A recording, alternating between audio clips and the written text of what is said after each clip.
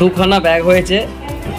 একটা ব্যাগে জামা কাপড় নেওয়া হয়েছে এবং অপর ব্যাগে বিভিন্ন কাগজপত্র এবং কিছু খাবার নেওয়া রয়েছে, আর তার সঙ্গে জলের বোতল।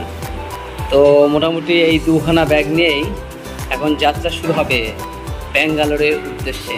তো জার্নির জন্য এবার তৈরি হচ্ছে, এবার প্রস্তুত। তো দুখানা ব্যাগ হয়েছে, একখানা কাঁধে আর একখানা হাতে। চলো।